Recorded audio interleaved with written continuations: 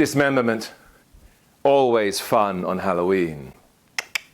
Here's a lovely little bit that you can do to freak people out any time of the year, but Halloween is particularly apropos.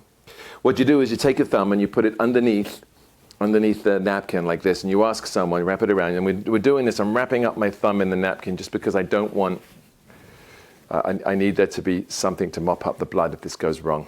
And you ask someone to hold on to the edge of your thumb, which is right here, and they hold on to the edge of your thumb, and then take a pair of scissors and ask them to just cut the tip off of your thumb. No, really, you ask them to cut the tip off.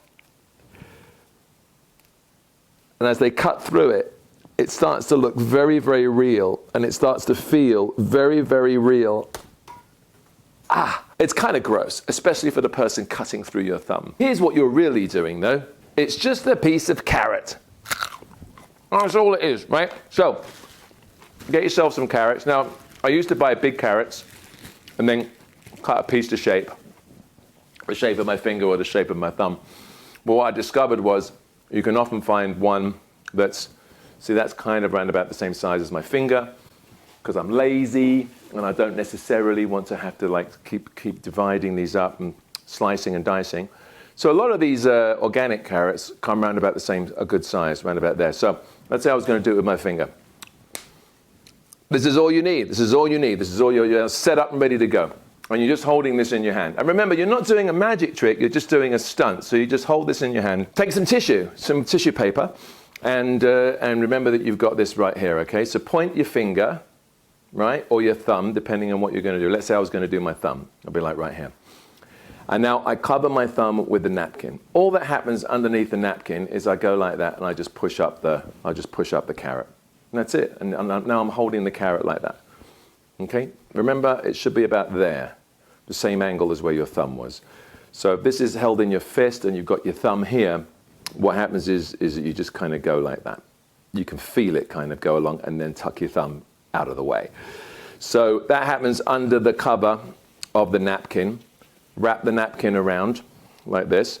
Okay? Have someone hold on to the tip of the finger, and quite often, if the carrot is not too hard, people will really, it's weird, it feels like a thumb. Hand somebody the scissors, position the scissors, and again, you're on your own. I'm not responsible if they actually cut off a finger of yours. Position the scissors for them like that, really far down into the thumb, into the apparent thumb, and make sure you position the scissors, because if you give them the scissors and have them cut, then they could accidentally cut your fingers, and we don't want that to happen. Make sure you position like this, okay, and then hand them the scissors and have them do the final cut. And as I'm telling you, as they cut through your thumb, it feels so real, like as real as I imagine it would feel to cut off an appendage. It's just the grossest thing. And then you get out of it any way you want. You can show it's a carrot. Say, it's just a carrot. You know, once they wake up from having passed out on the floor. Now, I've tried other vegetables. Dried out beets are pretty good, especially because if you cut it to shape, when you cut through the beet, you've got that red, which is wonderfully disgusting. So play around with this, cutting off the thumb. And if everybody hates it, you still have a healthy snack.